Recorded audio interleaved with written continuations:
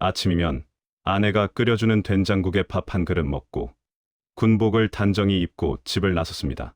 우리 아파트는 12층짜리 건물이었는데 엘리베이터가 자주 멈추긴 했지만 그래도 평양에서 산다는 것 자체가 특권이었습니다. 밖으로 나서면 대동강이 보이는 거리를 걸어 청사까지 갔습니다. 봄이면 버드나무 가지가 바람에 흔들리고 아침 출근길 사람들이 바쁘게 걸어가는 모습이 평화로워 보였습니다. 청사에 도착하면 경비병들이 경례를 붙이고 저는 지하 3층에 있는 제 부서로 내려갔습니다. 사이버전 부대라고 하면 어렵게 들리시겠지만 쉽게 말하면 컴퓨터로 남한을 공격하는 일을 하는 곳입니다. 우리는 남한의 정부 기관, 은행, 방송국 같은 곳을 해킹하거나 바이러스를 퍼뜨리는 임무를 받았습니다. 김일성 종합대학에서 컴퓨터를 전공한 제가 이 일을 시작한 게 벌써 20여 년 전입니다. 제 책상 위에는 여러 대의 컴퓨터가 놓여 있었습니다. 북한 안에서는 인터넷을 쓸 수 없지만 우리 부서만은 특별히 해외 인터넷에 접속할 수 있었습니다. 적을 알아야 이긴다고, 남한의 상황을 파악해야 공격할 수 있다고 배웠으니까요. 처음에는 오직 임무만 수행했습니다. 남한 정부 사이트를 마비시키고 중요한 정보를 빼내고 혼란을 일으키는 것. 그게 제 일이었고 저는 그 일을 충실히 했습니다. 그런데 말입니다. 임무를 수행하다 보면 자연스럽게 남한의 뉴스도 보게 되고 사람들이 사는 모습도 보게 됩니다. 처음에는 저건 다 선전이야, 거짓이야 라고 생각했습니다.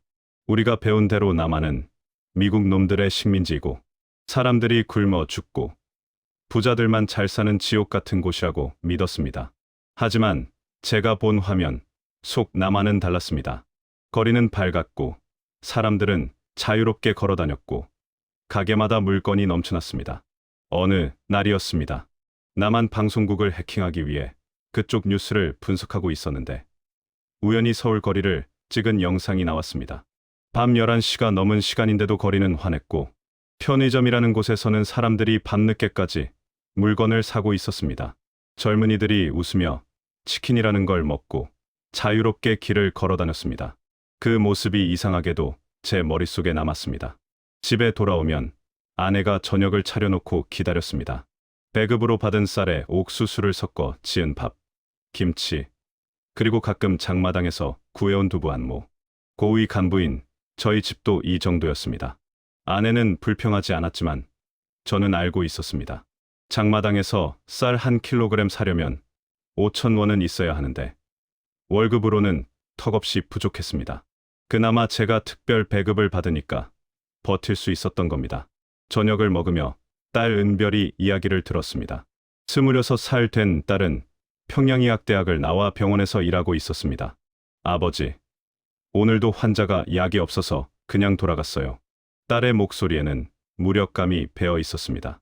의사인데 환자를 고칠 수 없다는 것. 그게 얼마나 힘든 일인지 저는 알았습니다. 아들 철이는 군대에 있었는데 한 달에 한 번 오는 편지에서 건강하다고만 썼지만 아내는 걱정이 가득한 얼굴로 밥은 제대로 먹고 있을까라고 중얼거렸습니다. 그날 밤 잠자리에 들기 전에 다시 한번 생각했습니다.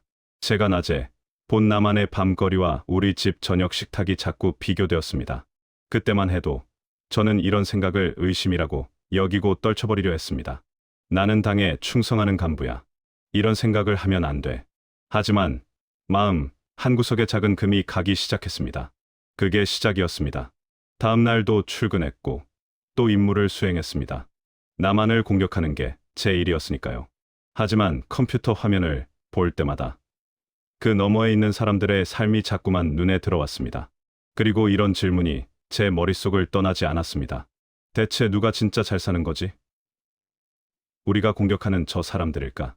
아니면 공격하고 있는 우리일까? 그때는 몰랐습니다.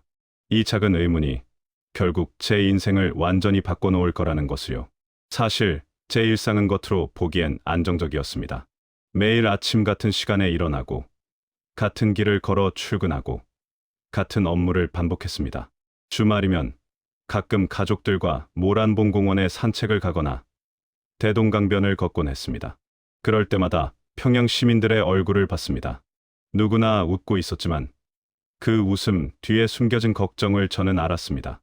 내일 먹을 양식, 겨울을 날 연탄, 아픈 가족의 약값, 모두가 같은 걱정을 안고 살았습니다.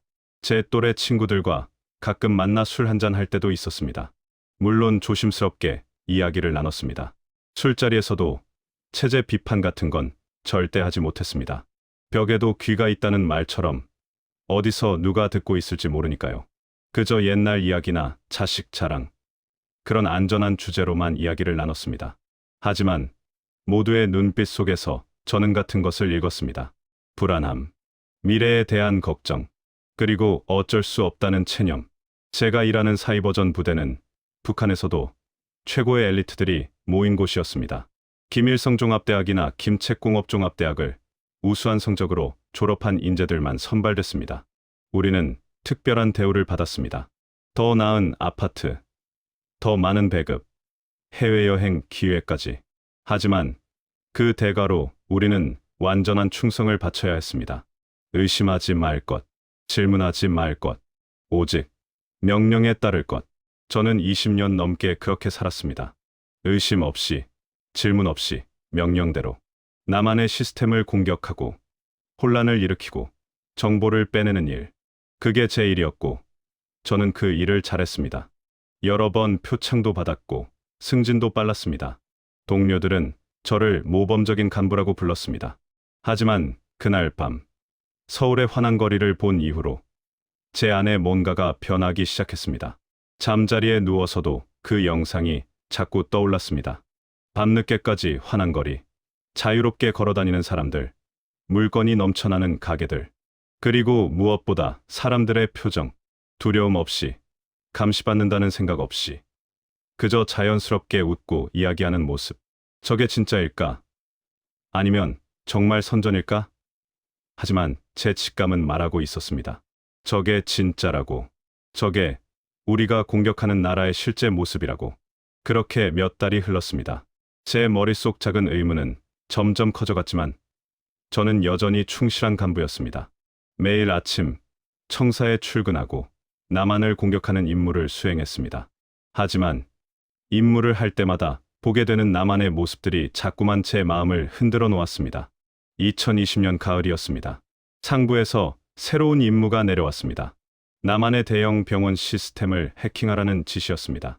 저는 평소처럼 남한 병원들의 컴퓨터 시스템을 분석하기 시작했습니다. 그런데 그 과정에서 우연히 병원 홍보 영상을 보게 되었습니다.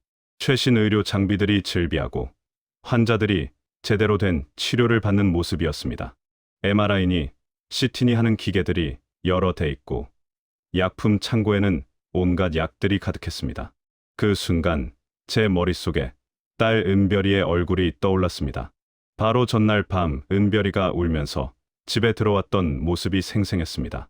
아버지, 오늘 10살짜리 아이가 맹장염으로 왔는데 수술할 마취제가 없어서 그냥 보냈어요. 아마 못 살 거예요. 딸의 눈에는 눈물이 가득했습니다. 의사가 되어 사람을 살리고 싶었는데 약도 없고 장비도 없어서 환자를 그냥 죽게 내버려둘 수밖에 없다는 거였습니다. 우리 부모님 세대도 이런 건 못 봤을 겁니다. 6.25 전쟁 때도 야전병원이라도 있었다고 하지 않습니까? 그런데 지금 평양병원에서조차 기본적인 약이 없다뇨. 화면 속 남한 병원과 우리 딸이 일하는 병원. 그 차이가 너무나 컸습니다. 같은 민족인데, 같은 말을 쓰는 사람들인데 어떻게 이렇게 다를 수가 있습니까? 그날 이후로 저는 의도적으로 남한 자료를 더 찾아보기 시작했습니다. 물론 조심스럽게요. 들키면 저뿐만 아니라 가족 모두가 위험해지니까요. 하지만 알고 싶었습니다. 진실이 뭔지 알고 싶었습니다. 남한 뉴스를 보니 사람들이 자유롭게 정부를 비판하고 시위를 하고 자기 의견을 말했습니다. 우리 같으면 당장 정치범 수용소에 끌려갈 일인데 말입니다. 어느 날 저녁, 집에서 저녁을 먹는데 아내가 한숨을 쉬었습니다. 여보, 철이한테서 편지 왔는데 부대에서 영양실조로 쓰러진 애들이 많대요. 우리 아들은 괜찮다고 하는데 걱정이에요.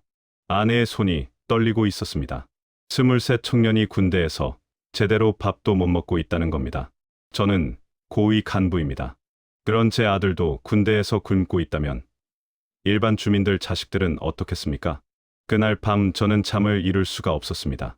낮에 본 남한 편의점 영상이 자꾸 떠올랐습니다. 밤 12시가 넘어도 환하게 불이 켜진 가게에서 사람들이 삼각김밥이니 도시락이니 하는 걸 사먹는 모습. 24시간 내내 문을 연다는 그 가게들. 먹을 게 너무 많아서 고민하는 사람들. 우리가 공격하던 나라 사람들이 저렇게 살고 있었습니까? 제 가슴이 무너지는 것 같았습니다. 다음 날 부서에서 중요한 일이 있었습니다. 제 동료였던 리 대저가 갑자기 보이지 않는 겁니다. 조용히 알아보니 어젯밤에 보위부에 끌려갔다고 했습니다. 이유는 남한 자료를 업무 외적으로 열람했다는 것이었습니다. 20해를 함께 일한 동료였습니다. 가족도 있고 충성심도 강했던 사람이었습니다. 그런 사람도 한순간에 사라질 수 있다는 겁니다. 아마 정치범 수용소로 갔을 겁니다. 가족들도 함께요. 그때 깨달았습니다. 제가 지금 하고 있는 일이 얼마나 위험한지요. 남한 자료를 보는 것, 의문을 품는 것, 진실을 알려고 하는 것. 이 모든 게 체제에서는 범죄였습니다. 하지만 동시에 이런 생각도 들었습니다. 진실을 아는 게 왜 죄입니까? 더 나은 세상을 바라는 게 왜 나쁜 겁니까? 그 주말, 저는 함경남도에 계신 늙으신 어머니를 찾아갔습니다. 78살 어머니는 제가 어렸을 때 살던 집에 혼자 계셨습니다. 기차를 타고 가는 내내 창밖을 보았습니다. 산과 들판, 그리고 그곳에서 일하는 사람들. 모두 야위고 지쳐 보였습니다. 어머니 집에 도착하니 냉골에 김치도 없고 옥수수 몇 개만 덩그러니 놓여 있었습니다. 어머니, 드실 거라도 좀 사다 드릴게요. 제가 말했지만 어머니는 손을 저으셨습니다. 괜찮다. 이 나이에 뭘 더 바라겠니? 너나 잘 먹어라. 어머니의 주름진 손을 잡았을 때, 뼈만 앙상하게 남은 그 손을 느꼈을 때, 제 가슴이 찢어지는 것 같았습니다. 6.25 때 아버지를 잃고 혼자 자식들 키우신 어머니. 평생 고생만 하시고 이렇게 굶으며 사시다니요. 돌아오는 기차 안에서 결심했습니다. 이 나라에는 미래가 없다. 특히 우리 아이들에겐. 고위 간부인 제 가족도 이렇게 사는데 일반 주민들은 얼마나 더 힘들겠습니까? 제가 임무로 공격하던 남한. 그곳 사람들이 누리는 자유와 풍요. 그게 진짜였습니다. 우리가 배운 게 거짓이었고 우리가 거짓이라고 배운 게 진실이었습니다. 평양으로 돌아와 청사에 출근했을 때 저는 더 이상 예전의 제가 아니었습니다. 컴퓨터 앞에 앉아 남한을 공격하는 코드를 짜면서도 마음속으로는 생각했습니다. 내가 지키려던 체제가 진짜 옳은가? 이게 정말 우리 아이들이 살아야 할 세상인가? 그 질문에 대한 답은 이미 나와 있었습니다. 아니었습니다. 절대로 아니었습니다. 부서로 돌아와서도 일에 집중하기가 힘들었습니다. 동료들은 평소처럼 업무를 보고 있었지만 제 눈에는 모든 게 달라 보였습니다. 우리가 공격하는 남한의 시스템들, 그 뒤에 있는 사람들의 삶, 자유롭게 살아가는 사람들. 우리는 그들을 적이라고 배웠지만 정작 적은 따로 있는 게 아닐까 하는 생각이 들었습니다. 저녁 때 딸 은별이가 또 병원 이야기를 했습니다. 아버지, 오늘은 임산부가 왔는데 출혈이 심했어요. 수혈이 필요했는데 혈액이 없었어요. 결국 그 산모와 아기 모두 못 살렸어요. 딸의 목소리는 무너져 있었습니다. 의사로서의 자존심이, 사명감이 매일매일 짓밟히고 있었습니다. 제가 본 남한 병원에서는 상상도 못할 일이었습니다. 밤에 혼자 생각했습니다. 저는 고위 간부입니다. 평양에서도 특권층에 속합니다. 그런 제 가족도 이렇게 고통받는데 지방의 일반 주민들은 얼마나 더 힘들겠습니까? 함경도 할머니들, 강원도 농부들, 양강도 산골 사람들. 그들은 어떻게 살고 있을까요? 생각만 해도 가슴이 아팠습니다. 그리고 깨달았습니다. 이 체제는 변하지 않는다는 것을. 아니, 변할 수 없다는 것을. 왜냐하면 진실을 알리는 사람은 모두 제거되니까요. 동료, 리 대저처럼, 제가 아끼던 후배처럼, 질문하는 사람, 의심하는 사람, 다른 세상을 꿈꾸는 사람, 모두 사라집니다. 이런 체제에서 어떻게 미래를 꿈꿀 수 있겠습니까? 진실을 알고 나니 일상이 고통스러워졌습니다. 매일 아침 출근해서 나만을 공격하는 일을 하면서도 제 마음속으로는 내가 지금 뭘 하고 있는 거지? 라는 생각뿐이었습니다. 하지만 겉으로는 티를 낼 수가 없었습니다. 동료 리 대저가 끌려간 일이 있은 후 부서 분위기가 살벌해졌습니다. 서로를 감시하고 조금만 이상한 행동을 해도 보고하는 분위기였습니다. 2021년 겨울이 되자 상황은 더 나빠졌습니다. 코로나라는 전염병 때문에 국경이 완전히 봉쇄되었고 중국과의 무역도 끊겼습니다. 그나마 장마당에서 구할 수 있었던 물건들도 사라지기 시작했습니다. 쌀값이 치솟았습니다. 작년에는 한 킬로그램에 5,000원 하던 게 이제는 10,000원도 넘었습니다. 고위 간부인 저도 가족 먹일 쌀 구하기가 하늘의 별 따기였습니다. 어느 날 퇴근해서 집에 돌아오니 아내가 부엌에서 한숨만 쉬고 있었습니다. 여보, 오늘 장마당 갔더니 쌀이 없대요. 있어도 너무 비싸서 못 사겠어요. 아내의 눈가에 눈물이 맺혀 있었습니다. 저녁상에는 옥수수죽 한 그릇뿐이었습니다.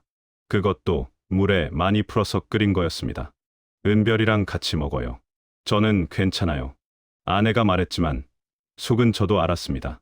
먹을 게 없어서 굶고 계신 거였습니다. 딸 은별이도 점점 야위어갔습니다. 병원에서 밤낮으로 일하는데 제대로 먹지 못하니 얼굴에서 혈색이 사라졌습니다. 어느 날 밤 은별이가 제게 조용히 말했습니다. 아버지, 오늘 병원에서 10명이 넘는 환자가 영양실조로 죽었어요. 약도 없고 능거도 없고 저는 의사인데 아무것도 할 수가 없어요. 딸의 목소리는 떨리고 있었습니다. 26살 젊은 의사가 매일 사람들이 죽어가는 걸 보면서도 손 쓸 방법이 없다는 겁니다. 그러던 어느 날 더 큰 충격이 왔습니다. 군대에 있는 아들 철이한테서 급한 연락이 왔습니다. 부대 동료를 통해 전해진 쪽지였는데 아버지, 저 많이 아파요. 부대에서 밥을 거의 못 먹어서 쓰러졌어요. 병원에 가고 싶은데 허락이 안 나요 라고 쓰여 있었습니다. 제 손이 떨렸습니다. 23 청년이 군대에서 굶어 죽어가고 있다는 겁니다. 저는 곧바로 아들 부대에 연락을 했습니다. 제 지위를 이용해서 아들을 면회할 수 있었습니다. 부대에 도착해서 아들을 봤을 때 저는 그 자리에서 주저앉을 뻔했습니다. 철이는 뼈만 앙상하게 남아 있었습니다. 얼굴은 누렇게 뜨고 걸음도 제대로 못 걸었습니다. 아버지, 아들이 제 이름을 부르며 울었습니다. 23 청년이 아버지 품에 안겨 우는 모습을 보니 제 가슴이 찢어지는 것 같았습니다. 왜 이렇게 됐니? 제가 물었습니다. 아들은 떨리는 목소리로 말했습니다. 부대의 배급이 제대로 안 나와요. 하루에 옥수수 한 공기씩만 줘요. 동료들 중에 벌써 3명이 영양실조로 죽었어요. 저도 이대로는 안 될 것 같아요. 청년이 군대에서 제대로 밥도 못 먹고 죽어간다니요. 이게 나라입니까?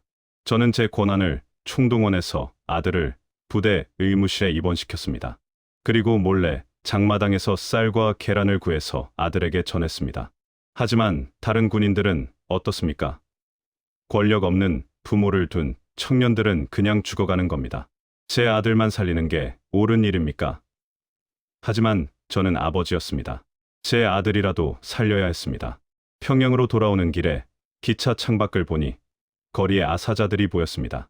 여러분도 90년대 고난의 행군 때 이야기 들어보셨을 겁니다. 수많은 사람들이 굶어 죽었다고요. 그런데 그게 다시 반복되고 있었습니다.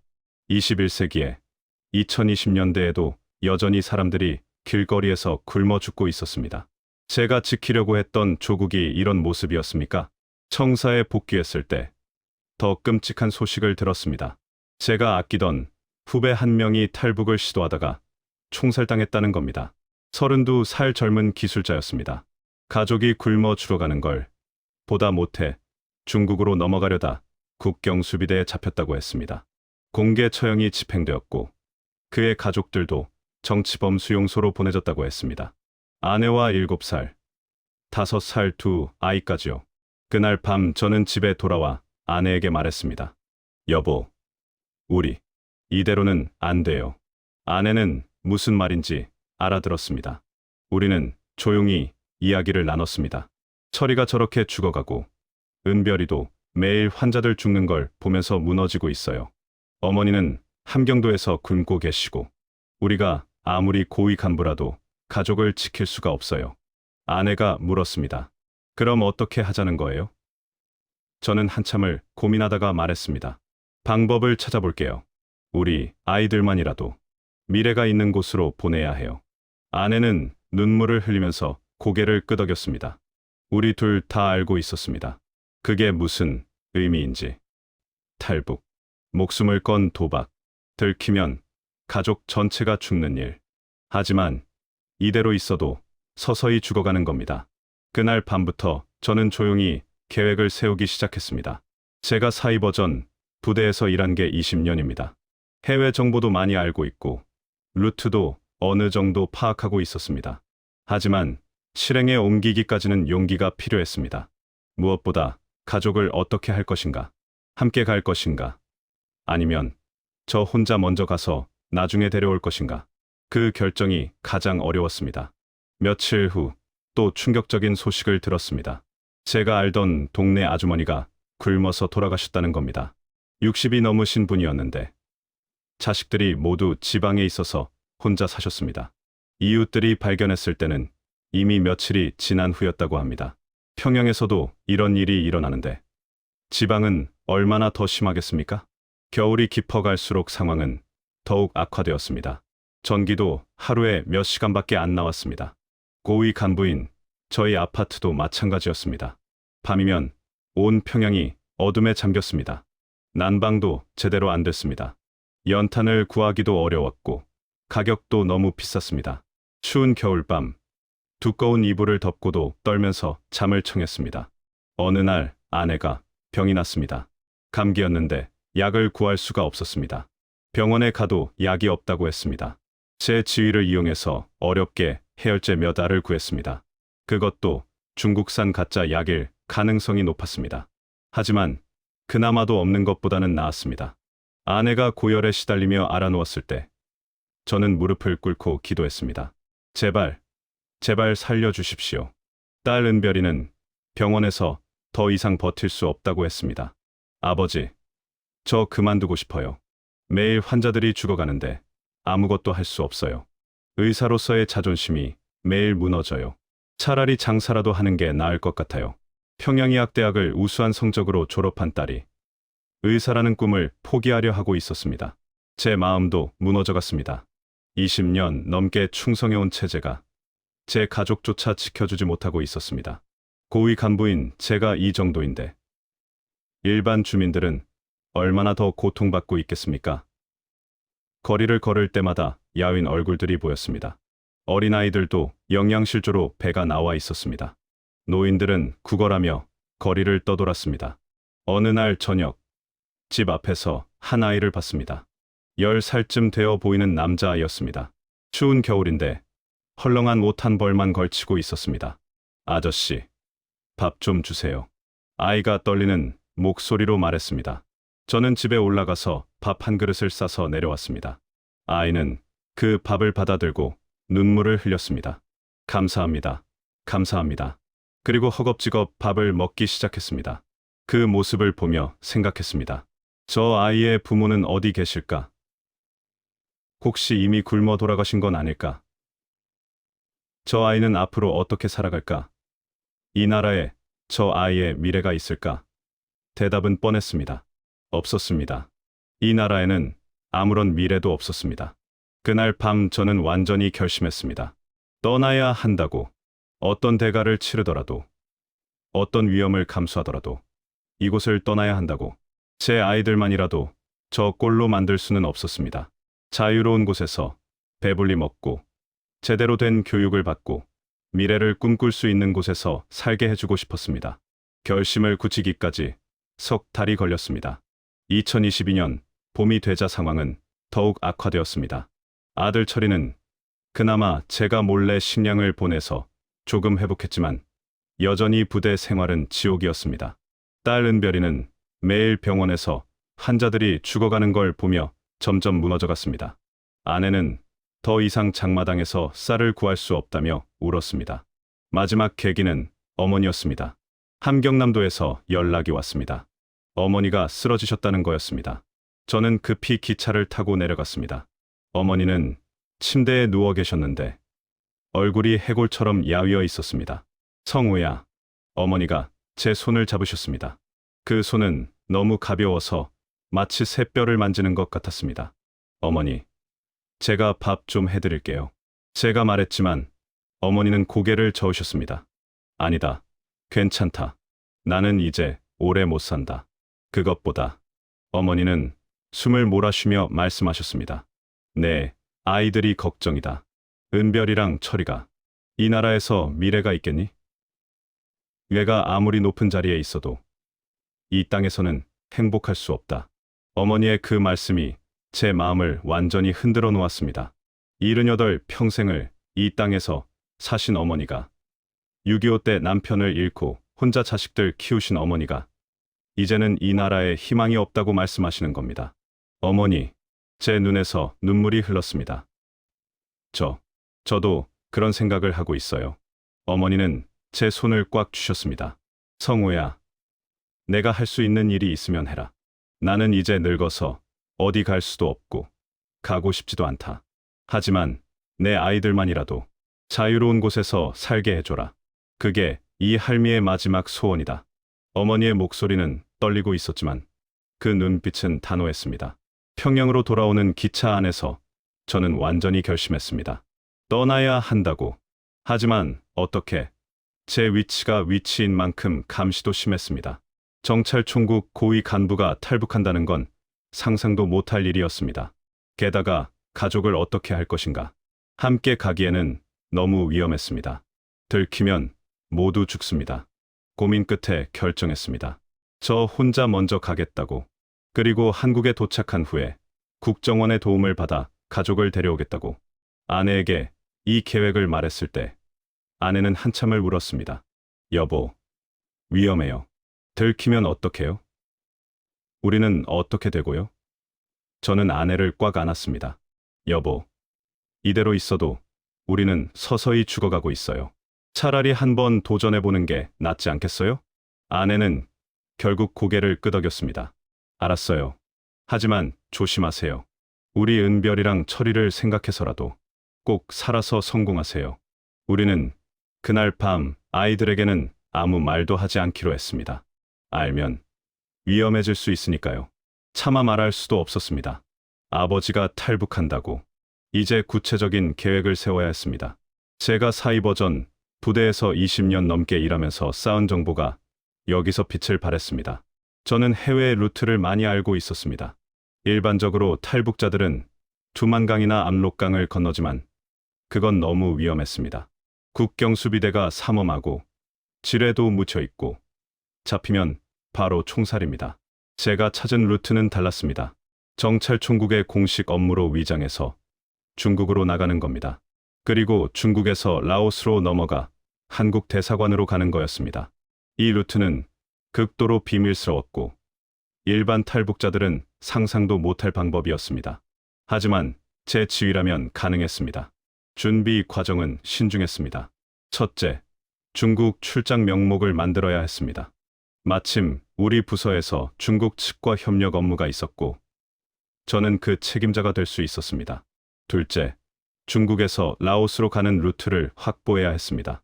이건 제가 예전에 파악해둔 브로커 정보를 활용했습니다. 셋째, 돈이 필요했습니다. 탈북에는 큰 돈이 듭니다. 저는 조용히 집안의 귀중품들을 팔기 시작했습니다. 어머니가 물려주신 금반지, 장인어른 유품으로 받은 시계, 그리고 제가 모아둔 외화까지 모두 합쳐서 미화 5,000달러 정도 만들었습니다. 50년, 인생의 전 재산이었습니다. 하지만 자유를 위해서라면, 아이들의 미래를 위해서라면 그 정도는 작은 돈이었습니다. 출발 전날 밤, 저는 몰래 함경남도 어머니 묘소를 찾아갔습니다. 아직 어머니는 살아계셨지만 이게 마지막이 될 수도 있다는 걸 알았습니다. 산소에 절을 올리고 어머니 집에 들렀습니다. 어머니, 저 며칠 출장 갑니다. 저는 거짓말을 했습니다. 진실을 말씀드릴 수 없었습니다. 어머니는 제 얼굴을 한참 들여다보시더니 말씀하셨습니다. 성우야, 내가 무슨 결정을 하든 어미는 이해한다. 살아라. 네, 아이들 잘 키워라. 그게 내 소원이다. 어머니는 아셨던 겁니다. 제가 무엇을 하려는지. 저는 어머니를 꽉 안았습니다. 어머니, 사랑합니다. 꼭 다시 뵙겠습니다. 하지만 우리 둘 다 알고 있었습니다. 이게 마지막이 될 거라는 걸. 평양집으로 돌아와 마지막 밤을 보냈습니다. 아내와 은별이, 그리고 마침 휴가를 나온 철이가 함께 저녁을 먹었습니다. 아버지, 출장 조심히 다녀오세요. 은별이가 말했습니다. 네. 아버지 건강 챙기세요. 철이도 말했습니다. 저는 아이들의 얼굴을 하나하나 눈에 담았습니다. 언제 다시 볼 수 있을지 몰랐으니까요. 그날 밤 아내와 마지막 대화를 나눴습니다. 여보, 제가 성공하면 연락할 방법을 찾을게요. 그때까지 아무 일 없었던 것처럼 사세요. 제 출장이 길어진다고 하고요. 아내가 물었습니다. 얼마나 걸릴까요? 저는 솔직하게 말했습니다. 모르겠어요. 몇 달이 될 수도, 몇 년이 될 수도 있어요. 하지만 반드시 당신들을 데리러 오겠습니다. 다음 날 아침, 평소처럼 군복을 입고 집을 나섰습니다. 아내가 현관까지 나왔습니다. 우리는 아무 말 없이 서로를 바라봤습니다. 그리고 저는 돌아서서 걸어 나갔습니다. 뒤를 돌아보지 않았습니다. 돌아보면 용기가 꺾일 것 같았으니까요. 평양역으로 가는 길, 대동강을 마지막으로 바라봤습니다. 50년을 살았던 이 땅, 이제 떠납니다. 자유를 향해, 새로운 미래를 향해, 그리고 무엇보다 제 가족의 생명을 구하기 위해. 평양역에 도착했을 때 가슴이 두근거렸습니다. 혹시 누군가 제 계획을 눈치챘을까? 혹시 이미 보위부에 제보가 들어갔을까? 온갖 걱정이 머릿속을 스쳤습니다. 하지만 아무 일도 일어나지 않았습니다. 평소처럼 출장 가는 간부의 모습이었습니다. 기차를 기다리며 주변을 둘러봤습니다. 평양역 대합실에는 여행증을 들고 기다리는 사람들로 가득했습니다. 지방에서 올라온 사람들, 출장 가는 간부들, 군인들, 모두 각자의 사연을 안고 있었습니다. 제 옆에 앉은 할머니는 한숨을 쉬고 계셨습니다. 손주 보러 가는데, 먹을 거라도 좀 가져가야 하는데, 중얼거리는 소리가 들렸습니다. 기차가 도착했습니다. 저는 침착하게 탑승했습니다. 좌석에 앉아 창밖을 바라봤습니다. 기차가 천천히 움직이기 시작했습니다. 평양이 점점 멀어졌습니다. 대동강, 모란봉, 제가 살던 아파트, 모든 게 작아져갔습니다. 안녕, 평양, 안녕, 내 고향. 마음속으로 작별 인사를 했습니다. 기차 안에서 준비해온 서류들을 다시 확인했습니다. 정찰 총국 공문, 여행증명서, 중국 측 협력업체 정보, 모든 게 완벽했습니다. 하지만 마음은 편치 않았습니다. 한 가지 실수도 용납되지 않는 여정이었으니까요. 창밖으로 지나가는 북한의 풍경을 보며 생각했습니다. 다시는 이 땅을 못 볼지도 모른다. 아니, 통일이 되면 자유인으로 돌아올 수 있을까? 함경도를 지나며 어머니 생각이 났습니다. 아직 살아 계실까? 제가 떠나는 걸 아시고 얼마나 걱정하고 계실까? 어머니, 죄송합니다. 그리고 감사합니다. 저를 이렇게 키워주셔서, 올바른 길을 갈 수 있게 가르쳐 주셔서. 창밖 함경도 산천을 보며 눈물을 흘렸습니다. 신의 주가 가까워질수록 긴장감이 높아졌습니다. 이제 곧 첫 번째 관문인 국경검문소를 통과해야 합니다. 실패하면 모든 게 끝입니다. 저뿐만 아니라 가족 전체가 위험해집니다. 하지만 돌이킬 수 없었습니다. 이미 강을 건넌 것입니다. 이제는 앞으로 나아갈 수밖에 없었습니다. 디데이는 2022년 4월 15일이었습니다. 평양역에서 중국행 열차에 올랐습니다. 공식 출장이었기 때문에 정찰 총국의 공문과 여행 증명서를 모두 갖추고 있었습니다. 하지만 제 가슴은 미친 듯이 뛰고 있었습니다. 50년, 인생에서 가장 긴장되는 순간이었습니다. 한 번의 실수가 저뿐만 아니라 평양에 있는 제 가족 전체의 목숨을 앗아갈 수 있었습니다. 열차 안에서 창밖을 바라봤습니다. 함경도를 지나갈 때 어머니가 계신 쪽을 바라봤습니다. 어머니, 꼭 성공하겠습니다. 아이들을 지키겠습니다. 마음속으로 다짐했습니다. 옆자리에는 같은 부서 동료가 앉아 있었습니다. 그도 이번 중국 출장에 함께 가는 사람이었지만 제 진짜 계획은 전혀 모르고 있었습니다. 평소처럼 업무 이야기를 나누며 아무렇지 않은 척했지만 속으로는 초조함에 미칠 것 같았습니다. 신의주에 도착했습니다. 국경 검문소를 통과해야 했습니다. 여기가 첫 번째 관문이었습니다. 보위부 요원들이 철저하게 검사했습니다. 동무, 중국에 무슨 일로 가시오? 정찰 총국 사이버 협력 업무입니다. 공문 여기 있습니다. 저는 침착하게 대답했습니다. 50이라는 나이가 도움이 되었습니다. 젊은 사람보다 의심을 덜 받았으니까요. 요원이 제 서류를 한참 들여다봤습니다. 그 시간이 마치 몇 시간처럼 길게 느껴졌습니다. 제 등에는 식은땀이 흘렀습니다. 만약 들킨다면, 만약 누군가 제보를 했다면 온갖 생각이 머릿속을 스쳤습니다. 하지만 겉으로는 태연한 표정을 유지했습니다. 20년 넘게 정보부서에서 일한 경험이 이럴 때 빛을 발했습니다. 조소, 통과하시오. 요원이 도장을 찍어줬습니다. 저는 천천히 걸어서 압록강 철교를 건넜습니다. 다리 밑으로 강물이 흐르고 있었습니다. 한 걸음 한 걸음 내디딜 때마다 심장이 터질 것 같았습니다.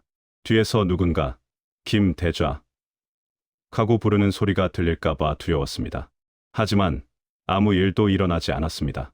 그리고 마침내 중국 땅을 밟았습니다. 중국 단동시에 도착했을 때 제 다리가 후들거렸습니다. 북한에서는 벗어났지만 아직 안전한 건 아니었습니다. 중국에도 북한 정찰원들이 많이 활동하고 있었고 특히 저같이 고위 간부가 탈북하면 반드시 추격조를 보낼 거였습니다. 저는 동료에게 말했습니다. 나는 먼저 협력사에 가서 업무를 보겠네. 자네는 호텔에서 쉬게. 동료를 따돌리고 혼자 행동해야 했습니다. 택시를 타고 미리 연락해둔 조선족 브로커를 만났습니다. 50대 중반쯤 되어 보이는 아저씨였습니다. 김 선생님 맞으시죠? 말씀 들었습니다. 브로커는 제 손을 잡았습니다. 시간이 없습니다. 북에서 곧 추격조가 올 겁니다. 바로 움직여야 합니다. 저는 준비해온 돈 5,000달러를 건넸습니다. 라오스까지 갈 수 있겠습니까? 가능합니다. 하지만 험한 길입니다. 그날 밤부터 도피가 시작되었습니다. 먼저 단동에서 선영으로, 선영에서 베이징으로 기차를 타고 이동했습니다. 브로커는 저에게 중국인 신분증을 위조해서 건넸습니다. 이제부터 선생님은 조선족 중국 시민입니다. 북한말을 쓰지 마세요. 들키면 끝입니다. 저는 고개를 끄덕였습니다. 50평생 써온 북한 억양을 숨기기가 얼마나 어려운지 그때 절실히 느꼈습니다. 베이징에서 비행기를 타고 남쪽으로 내려갔습니다. 쿤밍, 그리고 국경지대로요. 비행기 안에서도 저는 긴장을 늦출 수 없었습니다. 중국 공안이 나타나 저를 체포할 수도 있었습니다. 북한 대사관에서 이미 수배령을 내렸을 수도 있었으니까요. 기내식으로 나온 밥을 먹으면서도 손이 떨렸습니다. 옆자리 승객이 괜찮으세요? 라고 물었지만 저는 네, 괜찮습니다 라고 대답하며 아무렇지 않은 척했습니다. 쿤밍에서 다시 차를 타고 라오스 국경으로 향했습니다. 산길을 한참 달렸습니다.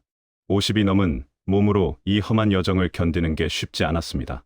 젊지 않은 나이에 이런 무리를 하니 온몸이 쑤셨습니다. 하지만 참아야 했습니다. 가족을 생각하며 버텼습니다. 평양에 있을 아내, 은별이, 철이, 그리고 함경도에서 제가 돌아오기를 기다리고 계실 어머니. 국경을 넘는 순간이 가장 위험했습니다.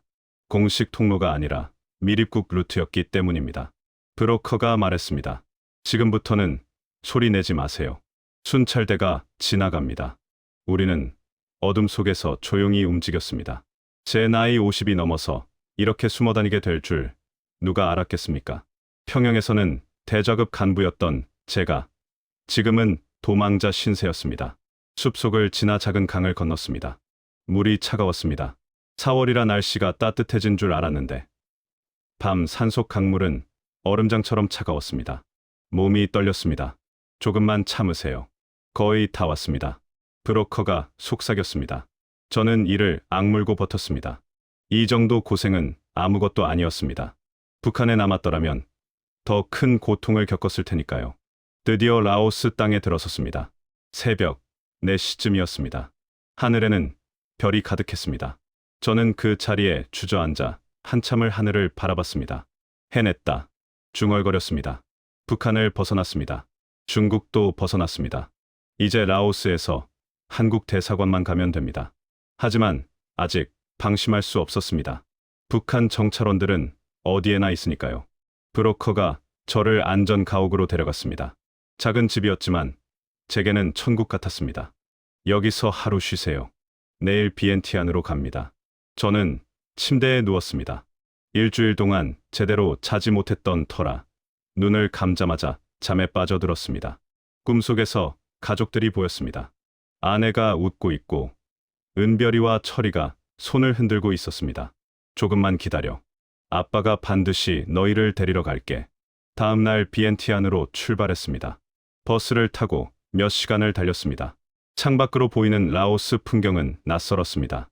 야자수와 열대 식물들, 더운 날씨, 그리고 자유롭게 돌아다니는 사람들. 모든 게 북한과는 달랐습니다. 정말 나왔구나. 정말 자유로운 세상에 왔구나. 실감이 나기 시작했습니다. 비엔티안에 도착했을 때는 저녁이었습니다. 브로커가 말했습니다. 내일 아침 한국 대사관에 가세요. 제 임무는 여기까지입니다. 행운을 빕니다.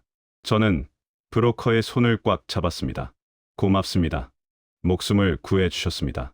브로커는 웃으며 말했습니다. 저도 북에서 나온 사람입니다. 같은 동포를 돕는 건 당연한 일이죠. 한국 가서 잘 사세요. 그날 밤 숙소에서 혼자 생각했습니다. 여기까지 오는데 일주일이 걸렸습니다.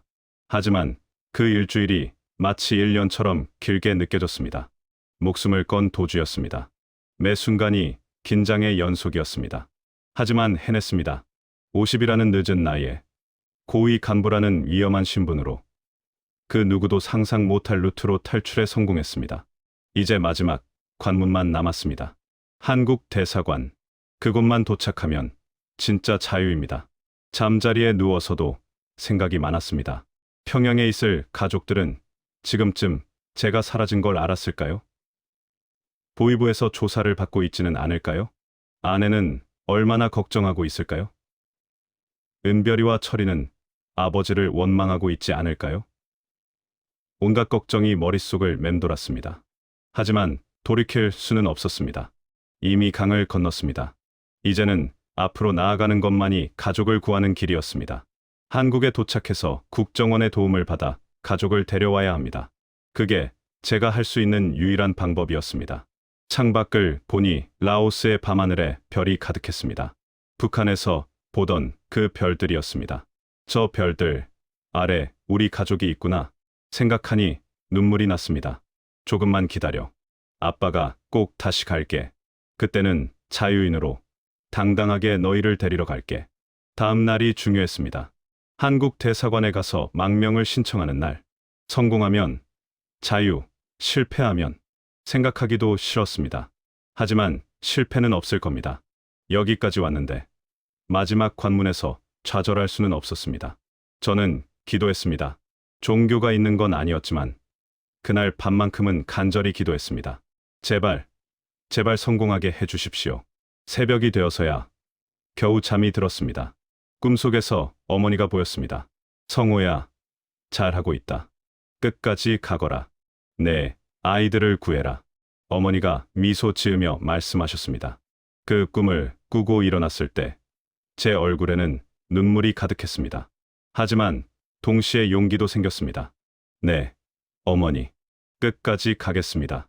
다음 날 아침 일찍 일어났습니다. 비엔티안 숙소 창문으로 아침 햇살이 들어왔습니다. 북한에서는 볼 수 없었던 따뜻한 열대의 햇빛이었습니다. 오늘이다. 오늘 대사관에 가면 끝이다. 저는 마음을 가다듬었습니다. 하지만 동시에 불안감도 엄습했습니다. 정찰총국 고위 간부가 탈북했다는 사실이 알려지면 북한에서는 반드시 추격조를 보냈을 겁니다. 라오스에도 북한 사람들이 있습니다. 조심해야 했습니다. 나와 거울을 봤습니다. 일주일 만에 제 얼굴이 몰라보게 야위었습니다. 수염도 덥수룩하게 자라고 눈에는 핏발이 서 있었습니다. 50이 넘은 나이에 이런 고생을 하니 늙어 보였습니다. 자유를 위해서라면 이 정도야. 스스로를 다독이며 밖으로 나섰습니다. 한국 대사관으로 가는 길, 택시를 탔습니다. 기사에게 주소를 보여주며 영어로 더듬더듬 말했습니다. 코리안 엠버시, 플리즈. 기사는 고개를 끄덕이고 출발했습니다. 차 창밖으로 비엔티안 시내가 지나갔습니다. 불교 사원의 금빛 지붕, 메콩강, 그리고 여유롭게 걸어다니는 사람들. 모든 게 평화로워 보였습니다. 하지만 제 마음은 전혀 평화롭지 않았습니다. 대사관 앞에 도착했을 때 제 심장이 다시 빠르게 뛰기 시작했습니다. 하얀 건물에 태극기가 펄럭이고 있었습니다. 그 태극기를 보는 순간 눈물이 핑 돌았습니다. 저기다. 저 문만 들어가면. 하지만 발이 떨어지지 않았습니다. 만약 북한 정찰원들이 지켜보고 있다면, 만약 대사관에서 저를 받아주지 않는다면, 용기를 내서 대사관 정문으로 걸어갔습니다. 경비원이 저를 가로막았습니다. 무슨 일이십니까? 라오스 경비원이 영어로 물었습니다. 저는 떨리는 목소리로 말했습니다. 저는 북한에서 온 사람입니다. 망명을 신청하고 싶습니다. 경비원의 표정이 진지해졌습니다. 잠시만 기다리십시오. 몇 분 후 한국 사람으로 보이는 직원이 나왔습니다. 안으로 들어오세요. 저는 대사관 건물 안으로 들어갔습니다. 한국 땅은 아니지만 한국 대사관은 한국 영토나 마찬가지였습니다. 그 문턱을 넘는 순간 제 다리에 힘이 풀렸습니다.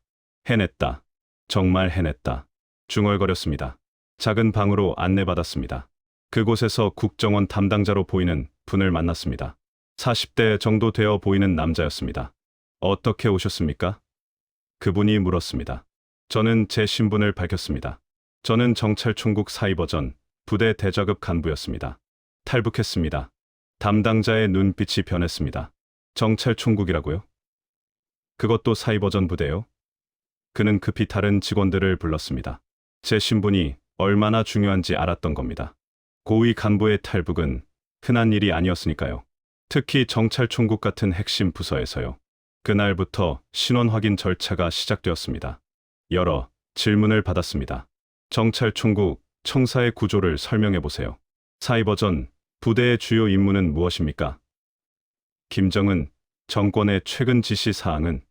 저는 성실하게 대답했습니다. 20년 넘게 쌓은 정보와 경험을 모두 쏟아냈습니다. 담당자들은 제 말을 믿는 것 같았습니다. 하지만 문제가 생겼습니다. 사흘째 되던 날, 담당자가 심각한 표정으로 말했습니다. 김 선생님, 북한에서 추격조가 움직이고 있습니다. 당신이 라오스에 있다는 정보를 입수한 것 같습니다. 위험합니다. 제 등골이 오싹해졌습니다. 역시나 왔습니다. 고위 간부의 탈북을 그냥 두고 볼 북한이 아니었습니다. 얼마나 위험합니까? 제가 물었습니다. 담당자가 말했습니다. 매우 위험합니다. 라오스는 북한과 관계가 있는 나라입니다. 북한 사람들이 활동하기 쉬운 환경입니다. 대사관 밖은 안전하지 않습니다. 저는 대사관 안에 머물러야 했습니다. 밖으로 나가면 납치당할 수도 있었습니다. 일주일이 지났습니다. 대사관 작은 방에서 지내는 게 답답했지만 참아야 했습니다. 밤마다 가족 생각이 났습니다. 평양에 있을 아내와 아이들은 어떻게 지내고 있을까? 제가 사라진 걸 알고 있을까? 보위부에서 조사를 받고 있지는 않을까? 밤잠을 이룰 수가 없었습니다. 어느 날 담당자가 들어와 말했습니다. 김 선생님, 한국행 비행기 표를 준비했습니다. 내일 출발합니다. 드디어입니다. 드디어 한국에 갈 수 있습니다. 하지만 동시에 걱정도 되었습니다. 제 가족은 어떻게 됩니까? 제가 물었습니다. 담당자가 말했습니다. 한국에 도착하면 상의할 수 있습니다. 지금은 선생님의 안전이 우선입니다. 출발 전날 밤, 잠을 이룰 수가 없었습니다. 창밖을 바라보며 생각했습니다. 평양을 떠난 지 보름이 되었습니다. 그동안 목숨을 건 여정이었습니다. 압록강을 건너고 중국을 가로질러 라오스까지 왔습니다. 50이 넘은 나이에 젊은이들도 힘들어하는 길을 왔습니다. 모두 가족을 위해서였습니다. 명희야, 은별아, 철아, 가족들의 이름을 하나하나 불러봤습니다. 조금만 기다려. 아빠가 반드시 너희를 데리러 갈게. 어머니도 꼭 모시고 올게. 마음속으로 약속했습니다. 비록 지금은 혼자지만 언젠가는 가족과 함께 자유로운 땅에서 살 수 있을 거라고 믿었습니다. 다음 날 아침, 대사관 차량을 타고 공항으로 향했습니다. 차 안에서도 긴장을 늦출 수 없었습니다. 북한 추격조가 마지막 시도를 할 수도 있었으니까요. 담당자 두 분이 저를 호위했습니다. 곧 도착합니다. 조금만 참으세요. 그분들의 말에 고개를 끄덕였습니다. 공항에 도착했습니다. 출국 수속을 밟는 동안에도 주변을 계속 살폈습니다. 혹시 수상한 사람이 있나? 저를 쫓아온 북한 사람이 있나? 하지만 다행히 아무 일도 일어나지 않았습니다. 탑승구를 지나 비행기에 올랐습니다. 좌석에 앉는 순간 비로소 안도의 한숨이 나왔습니다. 비행기가 이륙했습니다. 창밖으로 라오스 땅이 점점 멀어졌습니다. 저는 눈을 감았습니다. 이제 정말 끝났다. 이제 자유다. 하지만 동시에 죄책감도 밀려왔습니다. 저 혼자만 자유를 얻었다는 죄책감. 가족을 북한에 두고 왔다는 죄책감. 반드시 데리러 갈게. 약속해. 다시 한번 다짐했습니다. 비행기 안에서 기내식이 나왔습니다. 밥과 반찬, 과일, 그리고 빵까지. 북한에서는 상상도 못할 풍성한 식사였습니다. 하지만 목이 메어서 잘 넘어가지 않았습니다. 평양에 있을 가족들은 지금 뭘 먹고 있을까? 혹시 굶고 있지는 않을까? 걱정이 앞섰습니다. 몇 시간 후 기장의 안내 방송이 들렸습니다. 곧 인천공항에 착륙하겠습니다. 인천, 한국, 자유의 땅. 제 마음이 두근거렸습니다.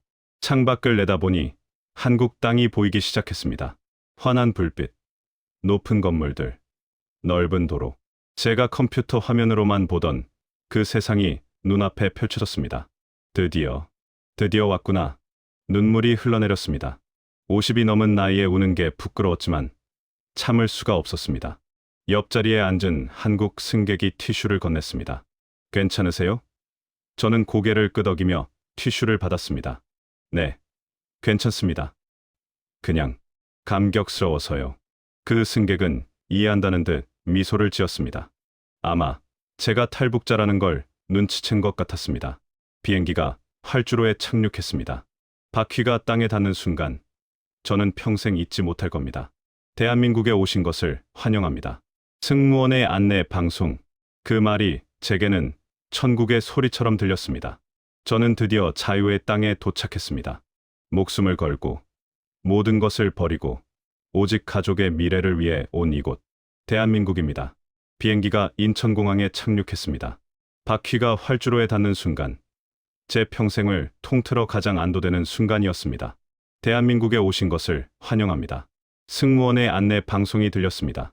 그 말이 제 귀에는 마치 천사의 목소리처럼 들렸습니다. 50이 넘은 나이에 목숨을 걸고 온 여정. 드디어 끝이 났습니다. 비행기 문이 열리고 탑승교로 나왔을 때 저는 그 자리에 잠시 멈춰섰습니다.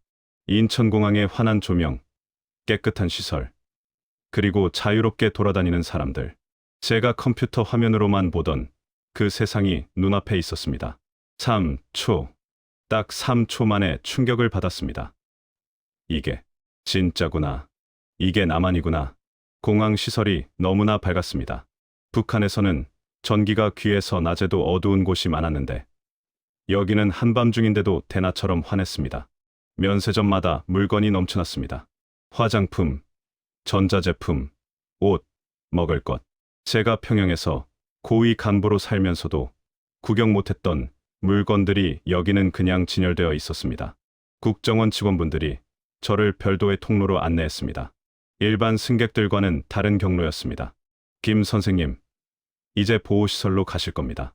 거기서 조사와 교육을 받으시게 됩니다. 저는 고개를 끄덕였습니다.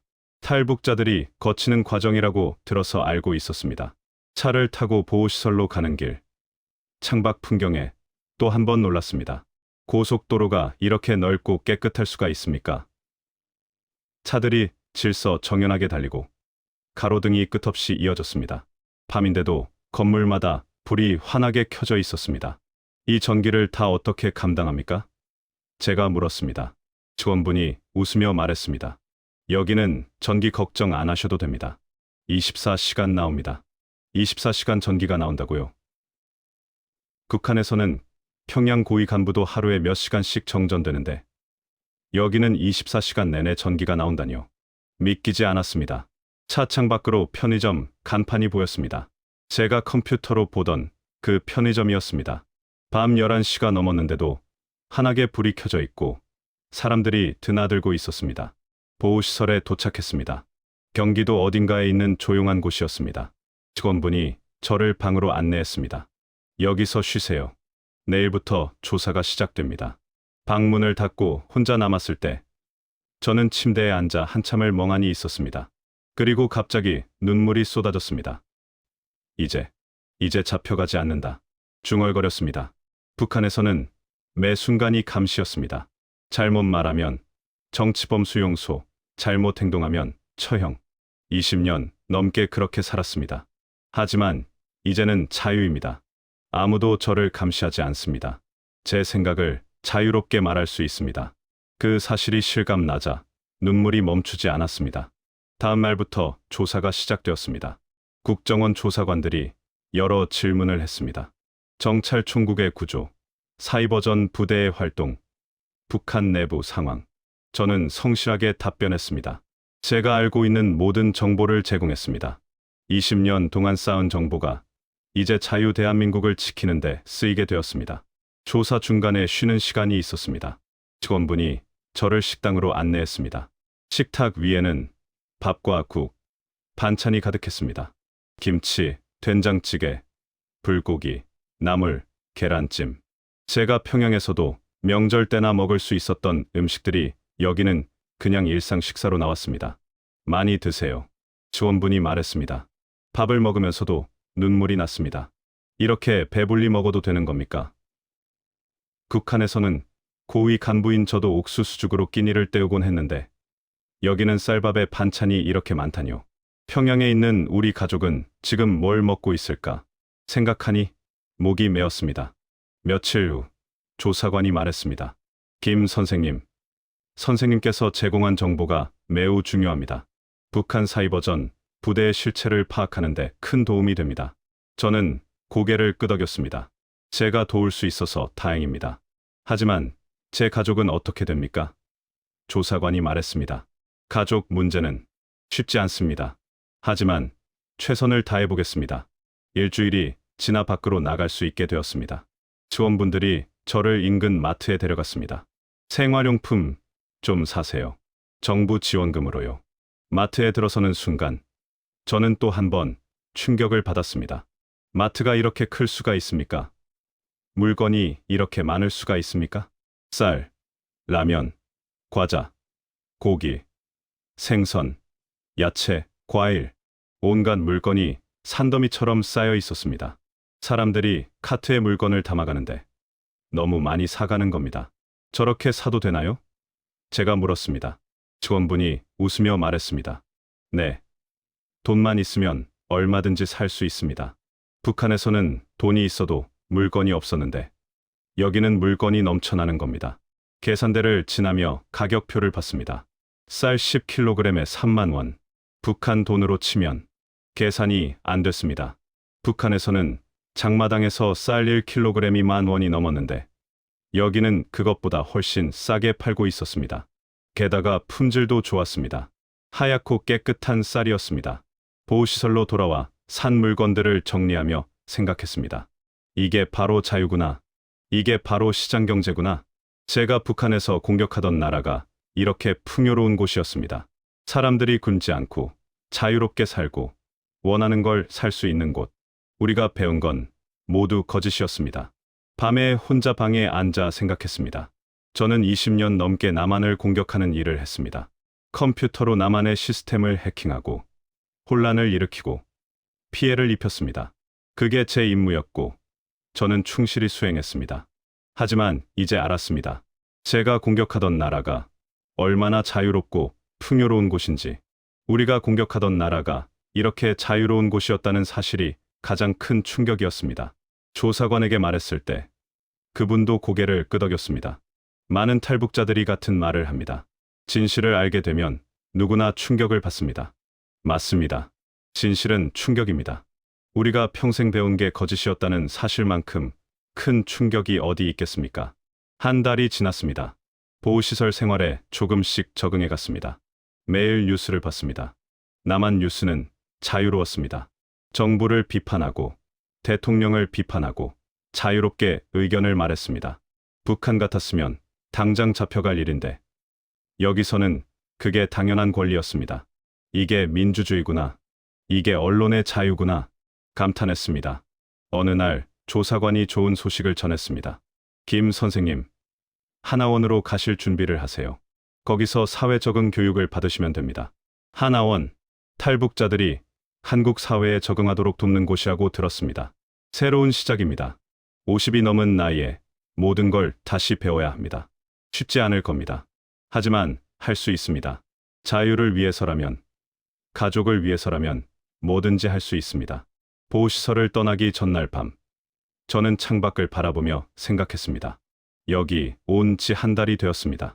그동안 정말 많은 변화가 있었습니다. 도망자에서 보호받는 사람으로, 공포에서 안전으로, 절망에서 희망으로. 하지만 아직 갈 길이 멉니다.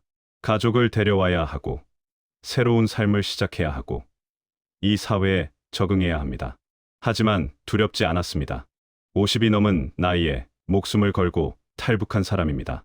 이제 무엇이 두렵겠습니까? 자유가 있습니다. 희망이 있습니다.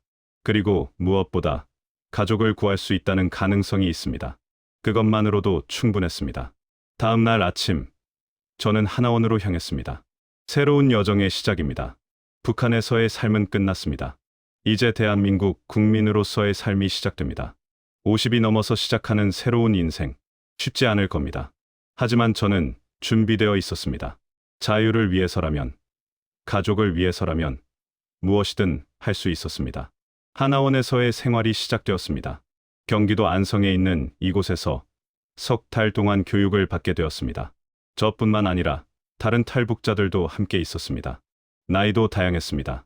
20대 젊은이들부터 제 또래인 50대까지 모두 자유를 찾아 목숨을 걸고 온 사람들이었습니다. 첫날 오리엔테이션에서 담당 선생님이 말씀하셨습니다. 여러분, 여기는 대한민국입니다. 자유로운 나라입니다. 이제 두려워하지 마세요. 그 말을 듣는 순간 또 눈물이 났습니다. 50이 넘은 나이에 학생이 되어 새로 배운다는 게 쉽지 않았지만 감사했습니다. 자유를 배울 수 있다는 게 얼마나 소중한 기회입니까? 한국 사회 적응 교육이 시작되었습니다. 은행 사용법, 지하철 타는 법, 병원 가는 법, 인터넷 사용법. 북한에서는 상상도 못했던 것들이었습니다. 특히 스마트폰 사용법을 배울 때가 가장 신기했습니다. 이 작은 기계로 전화도 하고, 인터넷도 하고, 지도도 보고, 심지어 텔레비전도 볼 수 있다뇨. 어느 날 선생님이 저에게 스마트폰을 주셨습니다. 김 선생님, 이거 쓰세요. 여기서 인터넷으로 뉴스도 보고, 북한 소식도 찾아볼 수 있어요. 저는 떨리는 손으로 스마트폰을 받았습니다. 그날 밤 혼자 방에서 인터넷으로 북한 뉴스를 검색했습니다. 평양의 최근 상황, 김정은의 동향, 그리고 제 가족 소식을 찾아봤지만 아무것도 나오지 않았습니다. 명희야, 은별아, 철아. 화면을 보며 중얼거렸습니다. 너희는 잘 있니? 아빠가 사라진 거 알고 있니? 혹시 조사받고 있진 않니? 걱정이 밀려왔습니다. 고위 간부가 탈북하면 가족도 연좌제로 처벌받을 수 있습니다. 제 결정 때문에 가족이 고통받고 있을까 봐 두려웠습니다. 하나원에서 다른 탈북자들과 이야기를 나눴습니다. 저보다 먼저 온 사람들이 경험담을 들려줬습니다. 처음엔 힘들어요. 말투도 다르고 사람들 사는 것도 다르고 하지만 적응하면 괜찮아요. 여기는 노력하면 살 수 있는 곳이에요. 그 말이 위로가 되었습니다. 석 달의 교육이 끝나고 드디어 사회로 나갈 날이 왔습니다. 정부에서 지원금과 임대 아파트를 제공해줬습니다. 서울 근교의 작은 아파트였지만 제게는 새로운 시작이었습니다. 짐을 풀고 창문을 열었을 때 자유로운 대한민국의 공기가 들어왔습니다. 이제부터 여기서 사는구나. 자유인으로 일상생활이 시작되었습니다. 처음으로 혼자 지하철을 탔습니다. 북한에서는 평양에만 지하철이 있었고 그나마도 자주 멈췄는데 여기는 지하철이 사방으로 뻗어 있고 정시에 운행됐습니다. 역마다 환하게 불이 켜져 있고 사람들이 자유롭게 타고 내렸습니다. 여자들이 혼자 밤늦게 지하철을 타고 다니는 모습을 보고 놀랐습니다. 북한에서는 상상도 못할 일이었습니다. 처음으로 편의점에 갔을 때의 일을 잊을 수가 없습니다. 24시간 편의점이라는 게 정말로 존재했습니다. 새벽 2시에도 문이 열려 있고 물건이 가득했습니다. 삼각김밥, 도시락, 컵라면, 과자, 음료수. 선택할 게 너무 많아서 한참을 서 있었습니다. 뭐 드릴까요? 점원이 물었을 때 저는 당황해서 말을 더듬었습니다. 저기, 김밥 주세요. 김밥을 사서 집에 와서 먹었습니다.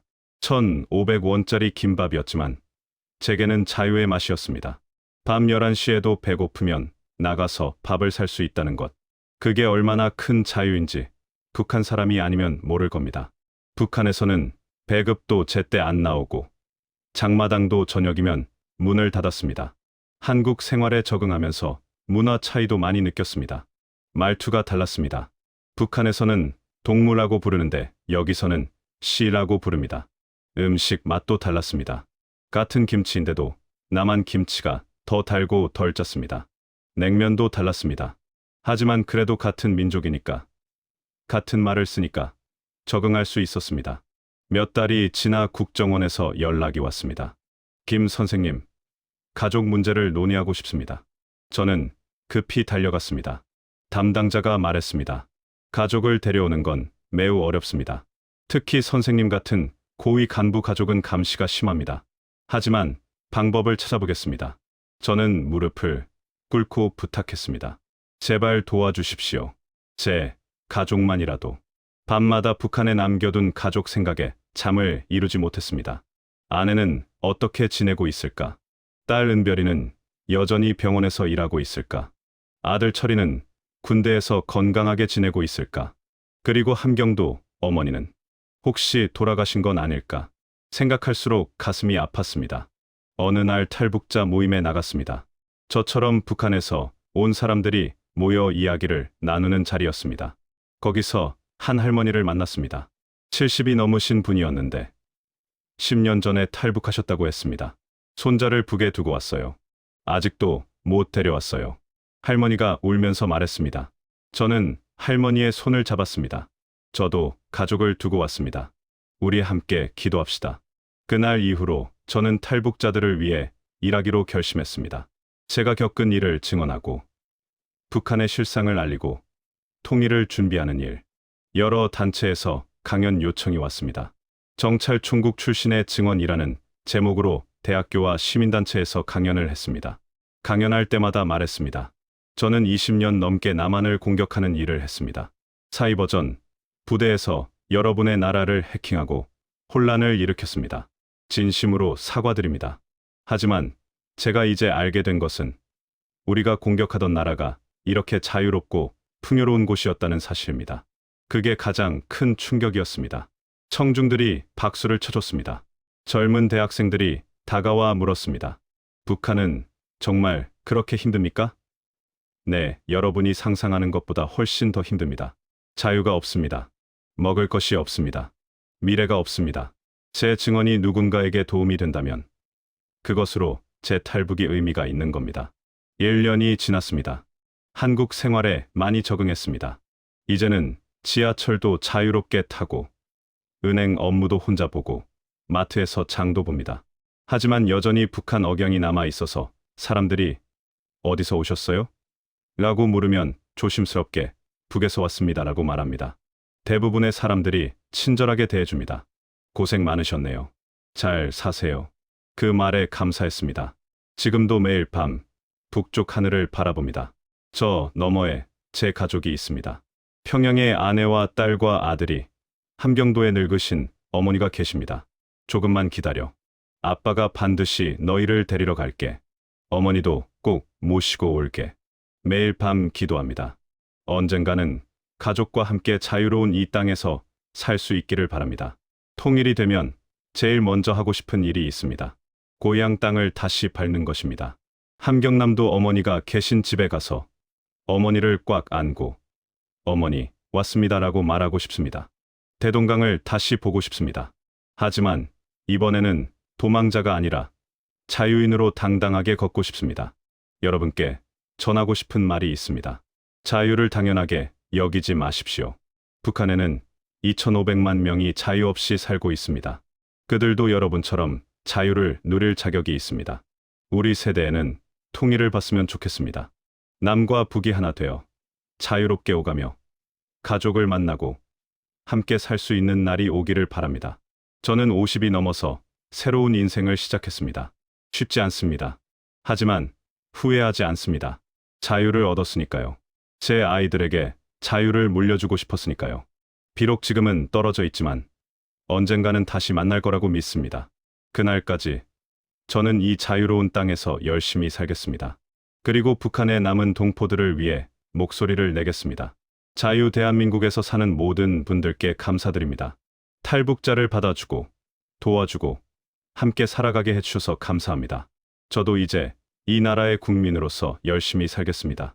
그리고 언젠가 통일이 되면 제가 겪은 이 모든 고통이 의미 있었다고 말할 수 있기를 바랍니다. 매일 아침 일어나면 창문을 엽니다. 자유로운 공기를 마십니다. 그리고 생각합니다. 오늘도 감사합니다. 이 자유에 감사합니다. 북한에 있을 때는 당연하게 여겼던 것들, 마음대로 길을 걸을 수 있는 것, 하고 싶은 말을 할 수 있는 것, 먹고 싶은 걸 먹을 수 있는 것, 이 모든 게 얼마나 소중한 것인지 이제 압니다. 가끔 한국 사람들이 불평하는 소리를 들을 때가 있습니다. 물가가 올랐다. 정치가 마음에 안 든다. 이것저것 불편하다고. 그럴 때마다 저는 생각합니다. 그래도 여기는 천국입니다. 북한에 비하면 정말 천국입니다. 하지만 그 말을 입 밖에 내지는 않습니다. 그들의 불편함도 이해하니까요. 다만 마음속으로 이렇게 말합니다. 자유를 당연하게 여기지 마세요. 자유는 정말 소중한 겁니다. 요즘 저는 작은 일을 하고 있습니다. 탈북자들을 위한 상담 봉사입니다. 저처럼 새로 온 탈북자들에게 한국 생활을 알려주고 적응을 돕는 일입니다. 제가 겪었던 어려움을 그들도 겪고 있으니까요. 제 경험이 누군가에게 도움이 된다면 그것만으로도 보람입니다. 어느 날 20대 청년 탈북자가 찾아왔습니다. 선생님, 저는 여기 적응이 너무 힘들어요. 북에 있는 게 나았을까요? 저는 그 청년의 손을 잡고 말했습니다. 아니야, 절대 그렇지 않아. 힘든 건 잠깐이야. 자유는 영원해. 조금만 참아. 곧 좋아질 거야. 그 청년이 고개를 끄덕였습니다. 제 눈에는 젊은 시절의 제가 보였습니다. 밤이 되면 여전히 가족 생각에 잠 못 이루는 날이 많습니다. 하지만 포기하지 않습니다. 국정원과 계속 연락하며 가족을 데려올 방법을 찾고 있습니다. 쉽지 않다는 걸 압니다. 하지만 불가능한 건 아닙니다. 제가 탈북한 것도 불가능해 보였지만 해냈으니까요. 언젠가는 꼭 가족과 재회할 겁니다. 그날을 위해 저는 오늘도 열심히 삽니다. 한국어도 더 배우고 컴퓨터 기술도 익히고 이 사회에 더 잘 적응하려고 노력합니다. 가족을 만났을 때 자랑스러운 아버지, 자랑스러운 남편이 되고 싶으니까요. 그리고 꿈꿉니다. 통일된 한반도를 꿈꿉니다. 남과 북이 하나 되어 자유롭게 오가는 날을 꿈꿉니다. 그날이 오면 저는 평양으로 갈 겁니다. 대동강을 걷고 모란봉을 오르고 제가 살던 아파트를 찾아갈 겁니다. 그리고 이웃들에게 말할 겁니다. 여러분, 자유는 정말 좋은 겁니다. 이제 우리도 자유롭게 살 수 있습니다. 50이 넘어서 시작한 새로운 인생. 때로는 힘들고, 때로는 외롭고, 때로는 후회도 됩니다. 하지만 그럴 때마다 생각합니다. 북한에 있었다면 어땠을까? 가족과 함께 있지만 자유 없이 굶주리며 두려움 속에서 살았을 겁니다. 그것보다는 지금이 훨씬 낫습니다. 여러분, 감사합니다. 저를 받아준 대한민국에 감사합니다. 도와주신 모든 분들께 감사합니다. 그리고 이 이야기를 들어주신 여러분께도 감사합니다. 제 이야기가 북한의 실상을 알리는데 조금이나마 도움이 되었기를 바랍니다. 그리고 통일을 준비하는 데도 도움이 되었기를 바랍니다. 저는 오늘도 북쪽 하늘을 바라봅니다. 그리고 기도합니다. 우리 가족이 건강하기를, 통일이 빨리 오기를, 그리고 모든 북한 주민들이 자유를 누릴 수 있는 날이 오기를.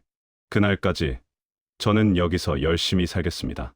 자유인으로, 대한민국 국민으로, 그리고 통일을 꿈꾸는 사람으로. 감사합니다. 구독과 좋아요, 알람 설정 부탁드립니다.